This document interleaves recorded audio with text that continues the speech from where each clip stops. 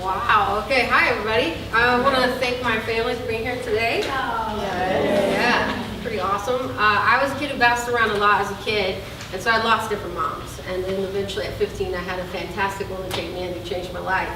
And she said to me, if I see you writing those poems, if you ever want to share it with me, I'd love to read them. And so I'd slip her her door and I'd say, your eyes only. And then I took on a kid at 14, and at 15, he slipped his writing under my door so many years later and said, your eyes only. So I called her up and I said, life is weird. But thanks for doing that, because now I know how to deal with this. So thanks, Marco.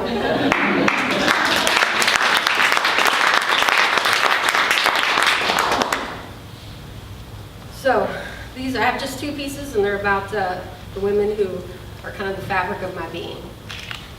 The years were lean, toothpick thin, my bottle often soured, my diaper unchanged, the trailer clouded in smoke-filled air, cigarette burns on the edge of the counter from when my mom applied her heavy mascara. Her tear-stained face, dark, drawn, body thin, armed, needled, covered in bruises. My daddy's fist faded to her face. She could take one hell of a hit, he'd say, with a laugh. I don't remember one good thing about him, other than his looks. Steel blue eyes, chiseled jaw, clenched, standing over my tiny body. He'd put me on the bathroom counter, make me face the mirror, take his large hands, put them on my face and say, you ain't mine. Just looking at him, I knew I was. He was the hurricane. We tried to guess his general direction. But wild things spring, explode, sometimes at the tiniest of things. You know it's coming. It's always left to win. I remember him sitting in the kitchen table, taking shots of tequila, sucking on a lime. The orange flowered curtains blocking out the light. I kept reaching up with my hands, my mouth watering for a lime. He kept pushing me back. I mistook it for play until he said, I told you no, snatching me closer, pouring his freshly made hot sauce down my throat. I only remember the feel of fire, coughing to choke, my mama trying to get me to drink milk. Stop screaming, baby, stop screaming. You'll make it worser. Worser is a word, believe me. People try to tell me otherwise, but I learned it from my mama, and no one has the right to take it away, as if it were a truth bared in one solid word said throughout my existence. My favorite way she used it, that's worser than anything. Everyone corrects me. Some words I fix. It took a long time to read these words I write. I didn't have nighttime stories read in my ear. I did not get to follow along to read the words pictured and paged.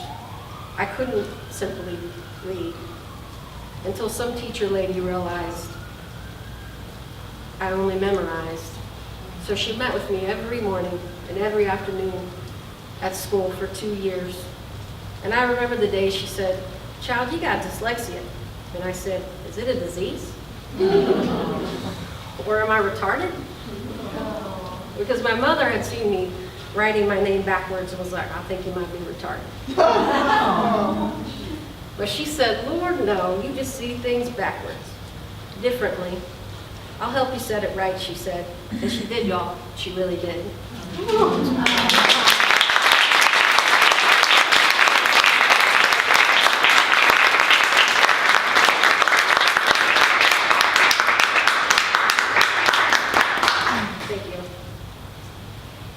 Art school in New York in the 40s, not too many women went to architecture school, a real need for women to design things. The men were stealing things from us anyway. Might as well try and get in on their theft by actually being a part of things. You know what it's like to be quiet, but to be solid at the same time, while a man puts his sights on you and you gotta play the game like you don't know much, but you got it all booming inside you until you're so quiet, no one even knows it was ever a part of you. Until you die and they see the art in your drawers, the certificate you kept to remind yourself. They see that you were more than anyone ever thought. You're so quiet, your 5 boys don't even know about it. Even when your granddaughter boasts she's the first to go to college in your family, you don't tell her otherwise. You tend to your garden. Tomatoes pop like bursts of rainbows across your tongue.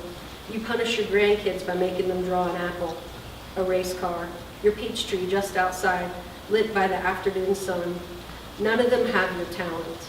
You don't share yourself beyond being one of the best cooks on your street. People's mouths water and swallow shallow until your homemade biscuits and gravy land them to a place you call tummies to heaven. Your shadow grows quiet in a loud, small town after your middle son shoots his girlfriend with over 100 bullets in a grocery store. She, of course, dies, and the town speaks for you. The newspapers recount events. You continue to work at the bottle factory with these people until you retire. You never speak about him, except when you write to the parole board to ask them to never let him out. You know what it's like to have a child threaten your life, hold a gun to your head while you beg him to stop. Please, David, stop, please. But please is but a prayer.